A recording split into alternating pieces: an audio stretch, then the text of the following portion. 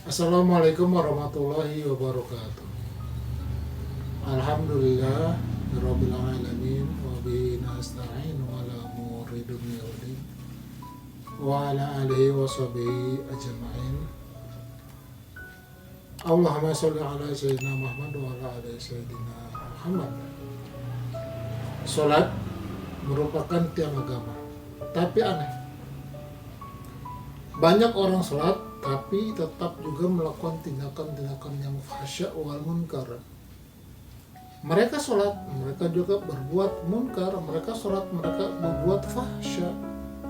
Mereka sholat, mereka juga korupsi. Mereka sholat, mereka juga maling. Apakah sholat ini tidak merubah sikap dari kehidupan atau perilaku kehidupan mereka? Padahal Allah Subhanahu wa taala sudah menjamin dalam surat Al-Ankabut ayat 45. A'udzubillahi minasyaitonir rajim. Bismillahirrahmanirrahim. Inna salata tanha 'anil fahsya'i wal munkar. Salat mencegah diri dari perbuatan keji dan munkar. Nah, kalau begitu, untuk apa salat? Nah, kalau saya mau meminjam istilah bahasa Syekh Abdurrahman As-Sa'idi atau di dalam tafsir As-Sa'idi, Syekh Abdurrahman As-Sa'idi menyebutkan bahwa sholat yang dilakukan oleh manusia kebanyakan tidak menyentuh nurani, tidak menyentuh hati, tidak menyentuh pikiran, tapi yang disentuh adalah perbuatan sholatnya, bukan hatinya, bukan pula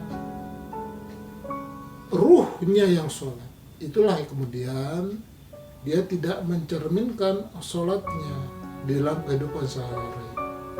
Di dalam surat Toha ayat 14 disebutkan bahwa innani anallahu la ilaha illa ana fa'budni wa aqimis sholata li zikri.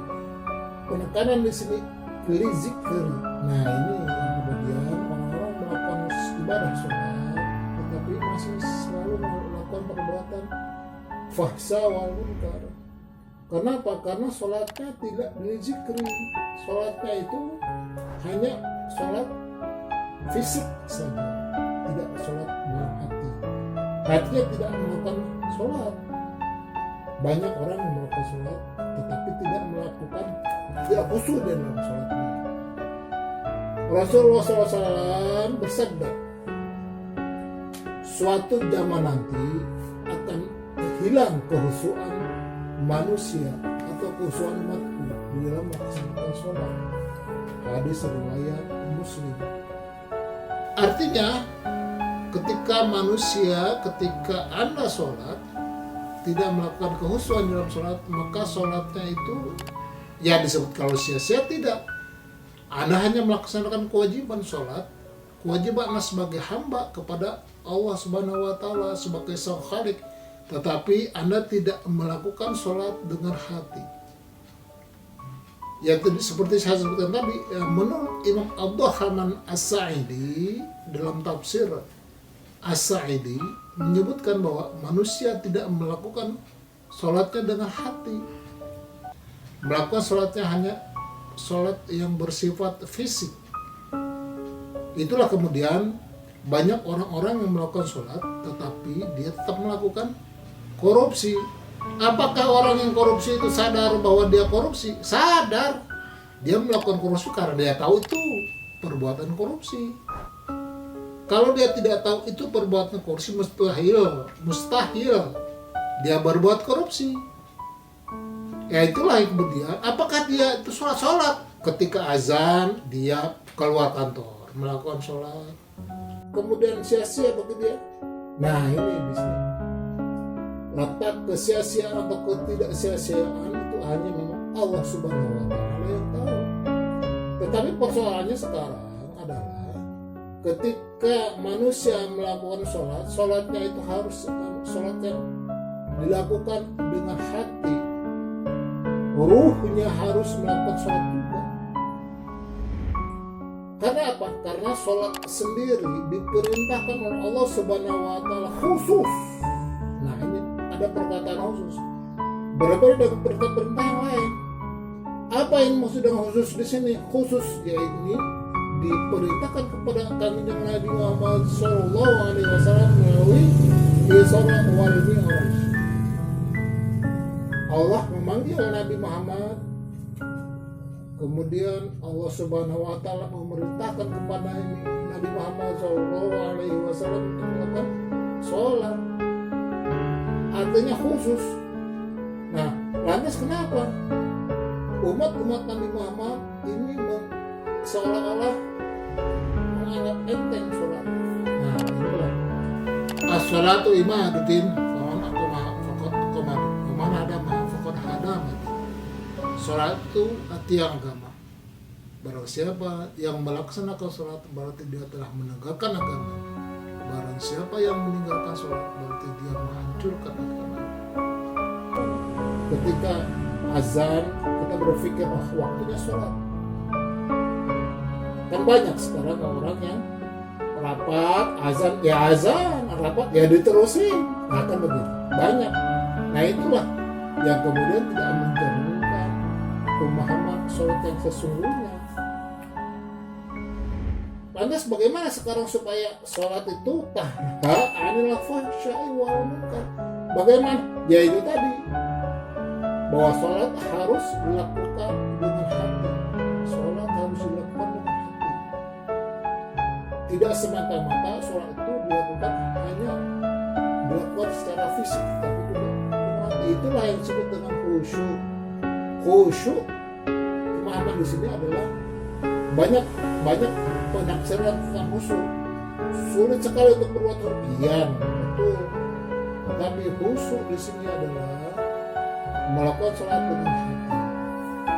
Melakukan sholat ketika takbiratul ihram dikumandangkan, berarti kita sudah menetapkan diri kita untuk melakukan sholat. Banyak sekali umat Nabi Muhammad SAW di akhir zaman ini yang melaksanakan sholat tapi tetap melakukan tindakan fahsya, dan banyak sekali yang melakukan tindakan munkar. Mereka sholat hanya untuk kepentingan hambanya kepada Sang Khalik. Kebutuhan melaksanakan sholat hanya itu saja, tidak lebih dari itu. Mayoritas seperti itu. Lantas bagaimana supaya kita betul-betul sholat dan betul-betul bisa menjaga fahsya wal munkar seperti yang diterangkan di dalam surat Al-Hajj ayat 45, bahwa sholat itu tanha anil fahsya wal munkar. Ketika kita sholat, melakukan sholat dengan hati, kemudian sholat itu kita lakukan secara khusyuk. Setelah kita melakukan secara khusyuk, kemudian kita kejawantakan dalam kehidupan sehari-hari. Kita kejawantakan dalam kehidupan di kantor, di rumah tangga, bertetangga, dan kehidupan yang lainnya. Ketika kita mengucapkan takbiratul ihram, Allahu Akbar, kita berarti diri kita tunduk kepada Allah, mengakui hamba sebagai hamba, Allah sebagai Rabb yang hanya satu-satunya Rabb yang disembah. Kita masukkan pemahaman tentang apa itu sholat, apa itu. Nah, masuk ke dalam ihsan. Ma huwa ihsan? Al-ihsanu an ta'budallah ka'annaka tarahu fa illam takun tarah wa innahu yarak. Kamu beribadah seolah-olah kau melihat Allah. Jika kau tidak melihat Allah, maka Allah sesungguhnya melihat engkau. Nah, inilah kemudian yang disebut dengan ibadah yang sesungguhnya. Kita melakukan sholat, kita betul-betul merasa diawasi oleh Allah Subhanahu wa Ta'ala ketika dalam kehidupan sehari-hari. Betul-betul ihsan itu kita fahami dengan benar. Li zikri tadi di dalam surat innani anallahu la ilaha illa ana fa'budni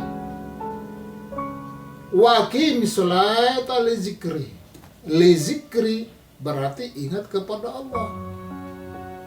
Li zikri, sholat berarti tidak hanya ketika kita sholat mengingat kepada Allah, tapi juga di mana kita berada setelah kita melakukan sholat, di mana kita berada kita ingat kepada Allah Subhanahu Wa Taala. Kita merasa diawasi oleh Allah Subhanahu Wa Taala. Ketika